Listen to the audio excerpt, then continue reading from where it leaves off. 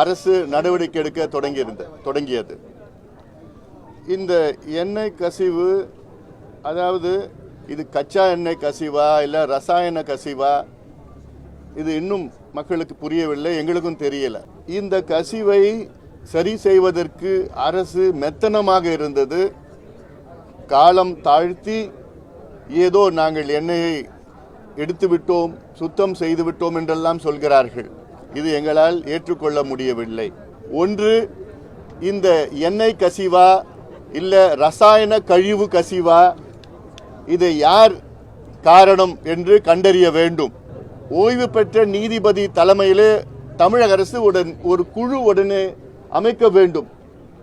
ஒரு ஆணையமோ குழுவோ அமைக்க வேண்டும். இல்லை உங்களால் அமைக்க முடியலன்னா சிபிஐ விசாரணை நடத்தணும். அந்த அளவுக்கு இது மிகப்பெரிய பிரச்சனையாக நான் பார்க்குறேன். ஏன்னா சில நிறுவனங்கள் வெள்ளங்காலத்தில் அவங்ககிட்ட இருக்கிற கழிவை வேண்டுமென்று அந்த வெள்ள தண்ணியில் கலந்து விடுவார்கள். இது கடந்த காலத்தில் நாங்கள் நிறைய பார்த்துட்டோம். அதில் வேலூர் மாவட்டத்தில் இந்த தோல் பதனிடும் தொழிற்சாலைகளில் பாலாத்தில் வெள்ளம் வர நேரத்தில் அங்கே இருக்கின்ற கழிவுகள், சுத்திகரிக்கப்படாத கழிவுகளை அதை வெளியில் விடுவாங்க, வேணுமே வெளியில் விட்டுடுவாங்க. அப்படி ஏதாவது இங்கே நடந்ததான்னு எங்களுக்கு தெரியணும், இங்கே மக்களுக்கு தெரியணும். அதில் அதனால தான் சிபிஐ விசாரணை கூட நடத்துறதுக்கு தப்பு கிடையாது. முதல் கட்டமாக தமிழக அரசு ஓய்வு பெற்ற நீதிபதி, உயர்நீதிமன்ற நீதிபதி, ஓய்வு பெற்ற நீதிபதி தலைமையில் இங்கே ஒரு குழு உடனடியாக அமைத்து அந்த குழு இன்னும் 1 மாதத்தில் இடைக்கால அறிக்கை, 3 மாதத்தில் முழு அறிக்கை கொடுத்து இதற்கு யார் காரணம், இதற்கு என்ன செய்திருக்க வேண்டும், என்ன செய்ய வேண்டும், எவ்வளோ நிவாரணம் கொடுக்க வேண்டும் என்றெல்லாம் இங்கே அறிவிக்க வேண்டும். ஏன்னா தமிழக அரசு இதற்கு அறிவித்த நிவாரணம் கேலியாக இருக்கிறது. எங்களுக்கெல்லாம் இவ்வளோ பெரிய என்ன கசிவு நடந்திருக்கிறது. இது மிகப்பெரிய சுற்றுச்சூழல் கேடு. இதற்கு ஒரு வீட்டுக்கு 7500 ரூபாய். ஆனால் அரசாங்கம் ஏதோ அறிவிச்சுட்டு எங்கள் வேலை முடிஞ்சு போச்சுன்னு சொல்லிட்டு இருக்கிறாங்க. வந்ததே தாமதம். 3 நாள் கசிவு ஏற்பட்ட 3 நாளுக்கு அப்புறம் தான் வந்திருக்கிறாங்க. ஏன்னா இதில் தமிழக அரசு இந்த நிவாரணம் 8.25 கோடி ரூபாய் நிவாரணம் எல்லாம் அது ஏற்றுக்க முடியாது. ரொம்ப மோசமான அறிவிப்பு. அது ஒரு போட்டு படகுக்கு 10,000 ரூபாய். பக்கிங்ஹாம் கால்வாயும் நமக்கு எவ்வளோ பெரிய வரம். அது ஆங்கிலேயர் கட்டினது, அது வெட்டினது, மற்றெல்லாம் இயற்கையாக வந்தது. பக்கிங்ஹாம் கால்வாய் தூர்ந்து போச்சு, குப்பமேடா ஆயிடுச்சு, சாக்கடை ஓடிட்டு இருக்குது. அதனால இதை காப்பாற்றணும். அதற்கு முதலமைச்சர் அவர்கள் இதற்கு சிறப்பு கவனம் செலுத்தி இதற்கு உயர்நீதிமன்றம் ஓய்வு பெற்ற நீதிபதி தலைமையில் ஒரு குழு அமைத்து உடனடியாக விசாரணை நடத்தணும். எங்க எப்படி நடந்தது, யார் இதுக்கு காரணம், யார் காரணமோ அவங்க கிட்ட கூடுங்க, கேளுங்க. 500 கோடி 1000 கோடி கேளுங்க.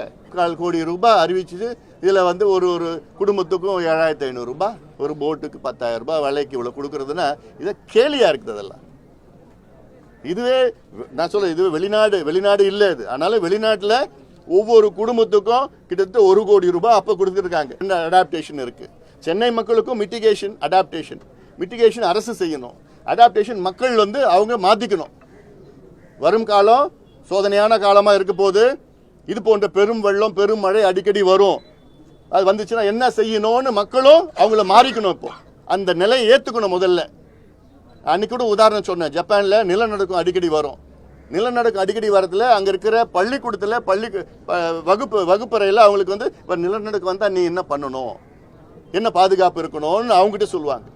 அது இல்லாமல் மக்கள் மத்தியில் என்னென்ன செய்யணும், வீடு எப்படி கட்டணும், என்ன மாதிரி வந்ததுன்னா என்னென்ன செய்யணும், அது மாதிரி ஒரு விழிப்புணர்வு அங்கே இருக்குது. அதே போன்று தமிழ்நாட்டிலேயும் இந்த விழிப்புணர்வு, வெள்ளம் வந்தால் என்ன, பெரும் மழை வந்தால் என்ன, சூறாவளி வந்தால் என்ன செய்யணும், அதெல்லாம் மக்களுக்கும் அவங்களுக்கு அடாப்ட் ஆகிருக்கணும். ஏன்னா இதெல்லாம் வரும் காலத்தில் இதெல்லாம் அவசியமானது. அரசு என்ன செய்யணும், மிட்டிகேஷன்.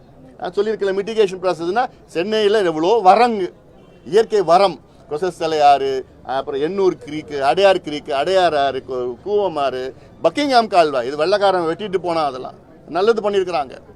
ஆனால் அதில் நம்ம எம்ஆர்டிஎஸ் விட்டுட்டு அதில் குப்பையை போட்டு சுருகி தண்ணி போகாமல் ரொம்ப மோசமாக. காக்கிநாடாலேருந்து பிச்சாவரி வரைக்கும் போகுது. அந்த 430 கிலோமீட்டர் அங்கே பக்கிங்ஹாம் கால்வாய்.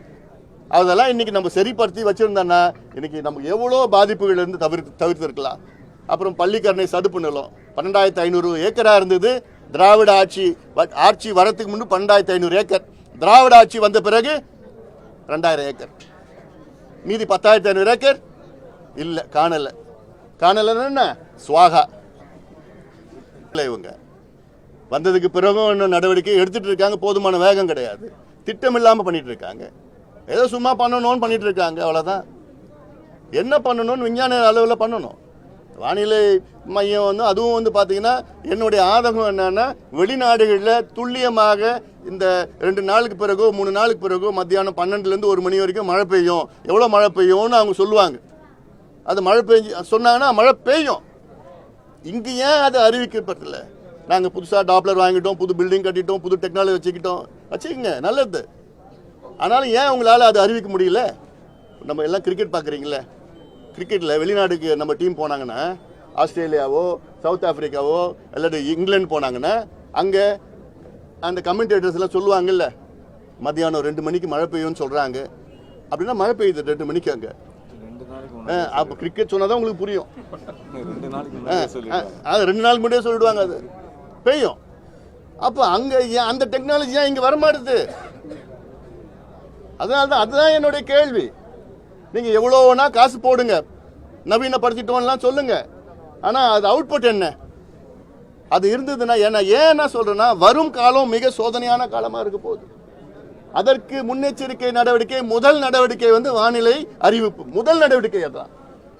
அது அறிவிச்சாலே மக்களும் அப்பா அரசாங்கத்தை நான் நம்ப மாட்டேன்பா, நானே சரிப்படுத்திப்பேன்னு சொல்லிட்டு அந்த நிலைக்கு மக்கள் போவாங்க. ஓ, இவ்வளோ மழை பெய்யுதா, ஐயோ நம்ம அங்கே போயிடலாம், இல்லை வேற இடத்துக்கு போயிடலாம், இல்லாட்டி மொட்டை மாடிக்கு போயிடலாம், மாடிக்கு போயிடலாம், எல்லாத்தையும் அங்கே எடுத்துகிட்டு போயிடலாம், டிவி கிரைண்டர் எல்லாத்தையும் மேலே தூக்கிட்டு போயிடலாம், ஏதாவது ஒன்று நடவடிக்கை எடுப்பாங்க. அதனால் அதெல்லாம் துல்லியமாக அதை அறிவிக்கணும்.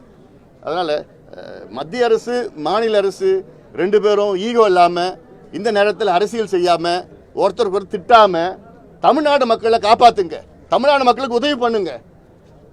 டிவியில் போய் இவங்க பேசுறது அவங்க பேசுறது இது நேரம் கிடையாது. நீங்கள் 1 மாதத்துக்கு அப்புறம் பேசிக்கங்க.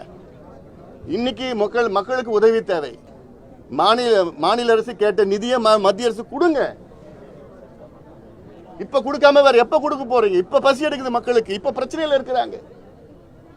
பேருக்குன்னு ஒரு வாரியம் இருக்கு, அவங்க பேருக்குன்னு ஒரு இன்ஸ்பெக்ஷன் பண்ணுவாங்க. கொடுத்த உடனே ஓகே நல்லா இருக்கு சூப்பர் அப்படின்னு சொல்லிடுவாங்க. அப்புறம் இவங்க வேலையை பண்ணிட்டு இருக்கு. இதுதான் நடக்குது. அதுக்கு என்ன பண்ணணும்? மக்கள்